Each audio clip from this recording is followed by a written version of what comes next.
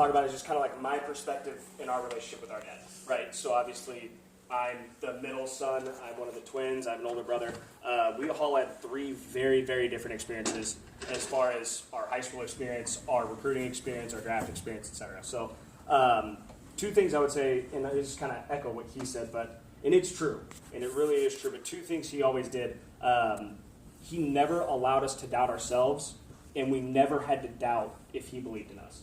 And that is a true story. I have a story that I'll share later kind of about that. And then number 2, he really didn't ever allow us to feel bad for ourselves either. And we had baseball's a lot of up and downs. You will see that. It was that balance of, I'm always there for you. I'm always going to have your back. I believe in you. You're good. You're going to be good to an extent.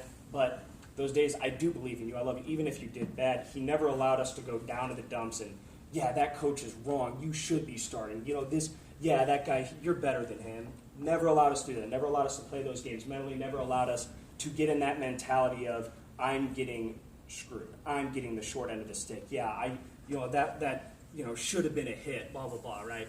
Whatever. So I think 2 things. This allows your son, daughter, whatever, to have confidence in who they are, their abilities, and really when they do come to the end, because it always comes to an end. Your career always, all these guys, we've seen it, right? Your career does come to an end. When that happens and you're raised the right way, I can speak from my experience, when that comes to an end, you're going to be able to sit there and self-evaluate and say, you know what, I'm okay with that.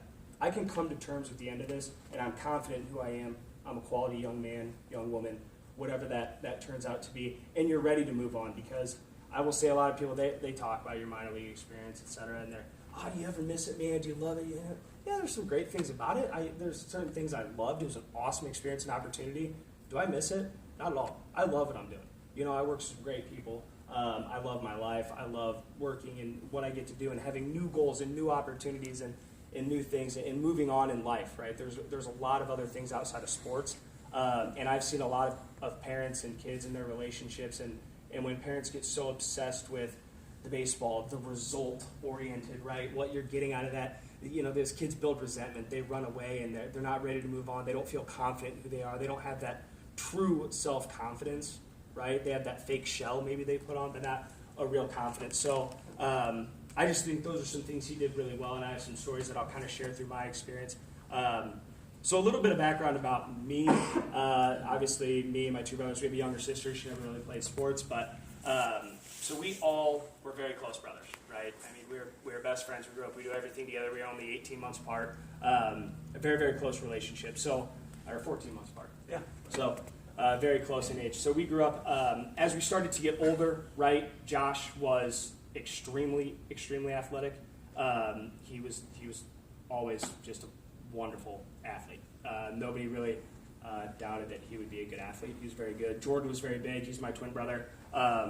He was about my height as a sophomore in high school. So he started to grow early, and I very early on people noticed I was kind of lagging behind. I mean, at one point my dad was talking to my mom. She's got a master's or doctorate in nursing or whatever, and my grandpa was a doctor. It's like, should we be looking at, maybe some testosterone boosters? Like, what's happening? Something's steroids, wrong. Whatever. Right? Yeah. He ain't trying. That's but really it was a real conversation, truly, because it's not like he was that concerned, but he was like, was there something wrong? Like he is truly, I was that far behind. Just interrupt for a second. This young man was so small when he was 16 years old. The extra small fitted hat would not fit his head, like on the flex fit. Yeah, I was tiny. Now I have a complex and I just lift all the time. So yeah, with that. So it sticks with you. But no, truly, so I grew very late. So it was kind of an interesting thing, and we'll get to this later on coaching different ways to different kids, right? So I ended up going through high school. I grew very late. One of the first opportunities, I saw my dad's belief in me, truly, and then from there. I went to Parkland Junior College. It's a community college in Champaign. Just a sidebar, I will say, just not to even beef up ICC.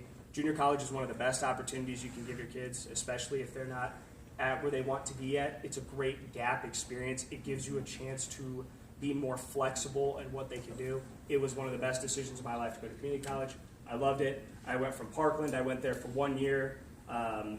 Lifted my butt off. I would say lifting is probably the most important thing in my career because for me, I had to really overcome a lot of that. I had a really hard time putting on weight. I busted my butt in the weight room. I gained about 25 pounds my freshman year in college. I raked. The only person who was better than me was Kevin Kiermaier, who's a Gold Glove outfielder with the Rays, so I got to play with him, which was a pretty cool experience. Transferred to U of I, ended up beating out a senior, started my sophomore year, won the Big Ten batting title. Junior year was supposed to get drafted, was told I was going to get drafted. You're never supposed to get drafted. The scouts always tell you that, so you're not supposed to. But had a great summer ball year up in the Northwoods League, which is one of the top leagues.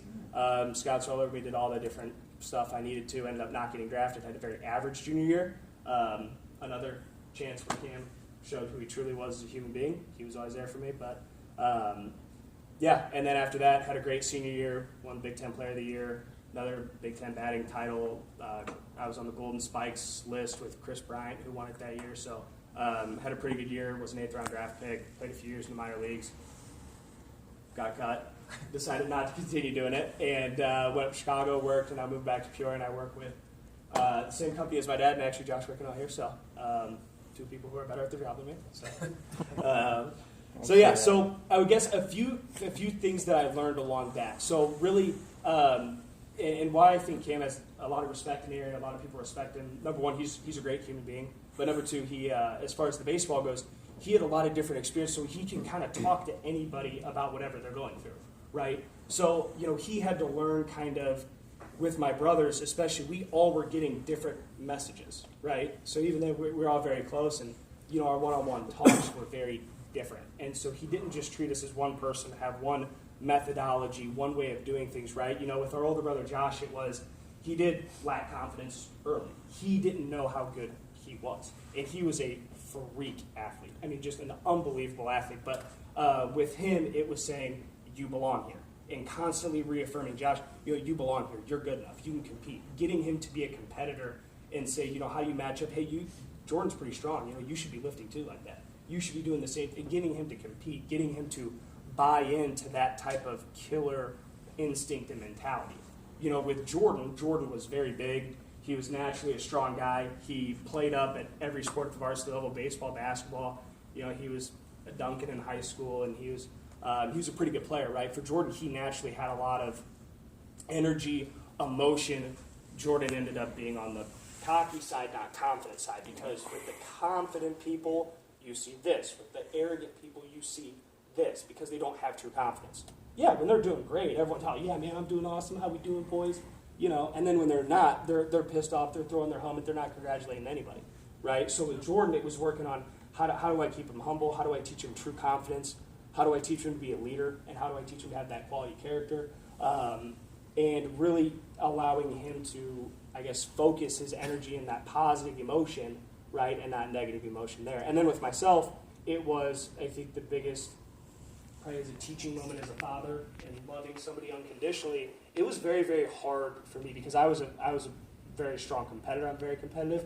And honestly, truly on the inside, I knew I was very athletic. I knew I was good, but it was almost like my body was trapping that. I just couldn't physically do it. So, I mean, I could go and beat Jordan one-on-one in basketball. I just worked really hard. I had a good shot.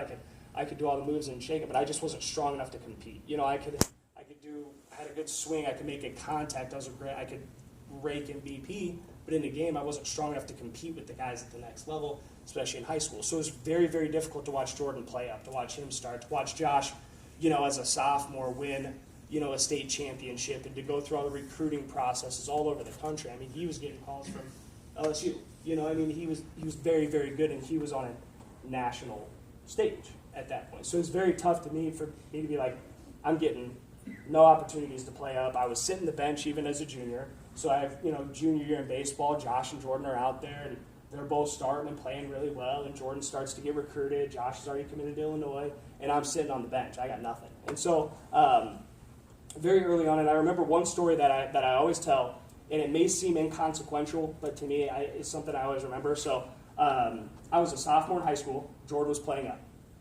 And I was really struggling. Jordan had just gotten called up. They were about a third of the way through the year. He was starting at third base. Jordan started to play really well. He kind of got hot. And this was after he had just played up in basketball, too, and was starting varsity and everything. And I was just really struggling, and I was kind of trying my hardest to keep up with him. I wanted to use a bigger bat, and they had just switched to drop 3, which murdered people like me. So I was trying to use a 33-30 bat, the same size Jordan used, and we were in the cage one day, and it was just me and my dad because the others were still at varsity practice. And I just remember I kept trying to use this bat, and my dad was like, "You're not going to use that bat. You can't use that bat." And he was very honest. That's where that honesty comes in. Doesn't mean you're being mean, but he's like, "You can't use that bat. You can't do it." And I kind of broke down, and I'm like, "Why is Jordan so big? Why is Josh so good? Why can't I have that? Why am I not there yet? Why can't I use this bat?" And I just broke down. I was crying.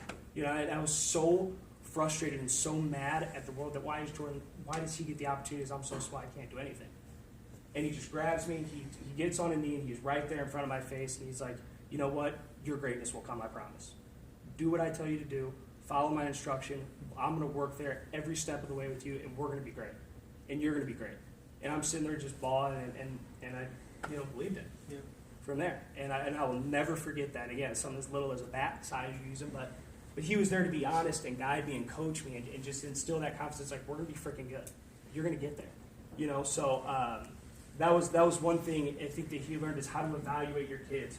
And everyone's going to be different, right? You can have, your methodologies to hitting, right? That can be a consistent coaching as you go older, especially the training, things like that. That can be consistent. But what is not consistent is where that person is individually, right? This is the human aspect. This is the maturity aspect, and teaching them to be men or women who are respectful, and good people, confident people. They're successful outside of sports, right? So understanding that, just seeing where that is.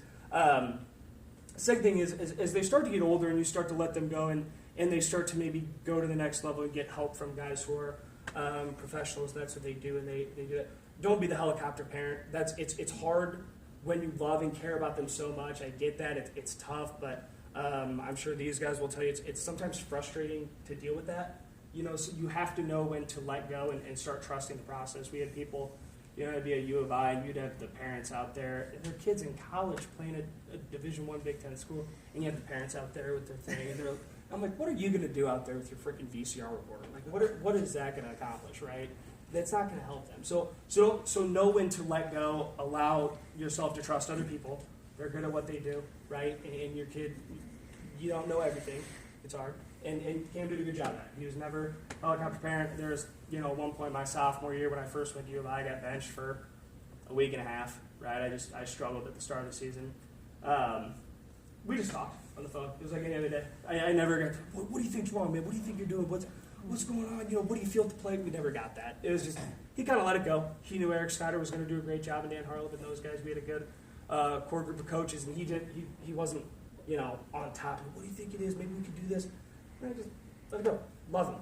Be there for them. Be there for your kids. Whatever stage that is when you feel like it's probably your time to take a step back, allow yourself to do that. And then again, go back to, I'm going to love my kid. It's not a conditional relationship, right?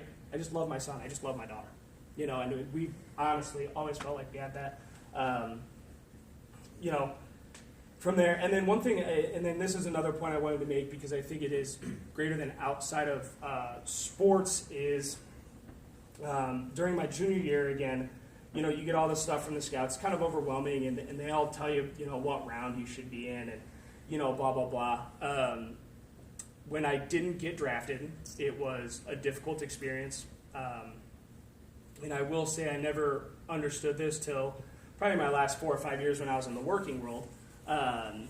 It was the first time in my life that I had to decide, and it wasn't, my dad being there or anything. I had to go through that. I had to decide for myself whether I still wanted to chase that dream and chase that goal or give up. It was up to me. So that summer, I, again, went up to the Northwoods League, set a few records, decided for myself I was going to make it. I was like, what? Screw it. I'm going to put everything I have into my senior year. I'm going to give myself an opportunity, and I'm going to go for it. You have to be at a point where you make that decision. And I will say, I think I learned that from my dad because it wasn't just coaching in baseball, and I want you guys to understand, just from a son's perspective, and now that I am older, I'm working in my own world, you see that what you do on a daily basis matters too. It's the everyday. I never, I'm sure my dad had a lot of bad days, but I never remember coming home, my dad having a bad day. He was always positive. He didn't come home and just yell at my mom or rip us apart or start throwing stuff. I never saw him, down or complaining about his boss or complaining about. I never had that. My dad was just a positive human being all the time. It's incredible, and Josh will tell you too, because it's annoying at times. You're like, what's wrong with him? Like, he's just happy all the time, and he's just a positive human being. But that's what we saw every day, and he makes a choice to it's gonna be a good day every day, and that's what I saw, and I saw somebody who had that positive outlook on life. He worked hard. I mean, he'd come throw us batting practice at 3:30, 4 o'clock when we were getting out of school, and then change in the parking lot, go right back to work. He was just a hard worker. He made the choice. I saw him working hard. So, all those things that for me, I never saw someone who was lazy. I didn't see somebody who was a complainer. They didn't just sit there and complain about their job or their boss or, whatever the wife made for dinner that night. He was just a positive human being. And all those things that I carried into sports, I was like, I'm not going to have a bad day. But tomorrow's a new day. Why? I don't know. It's just what I learned. I was just a positive person. So, I mean, what you do also, because as you guys evolve and have kids and things like that, kids learn a lot from just what you do. It's not just what you say to them. It's just how you go about your day, what your actions are. Speak a lot louder than your words. So, I mean, even the little things of, come home, it's a great day. Be positive. Don't complain, because that is something I've carried into life, which is, there's a lot more to life than baseball or sports or whatever. So, those are just a few things that I have. And then, I guess, now any questions that you guys have for either of us? We kind of Should be just ready for us to be done, I'm sure. Yeah. So.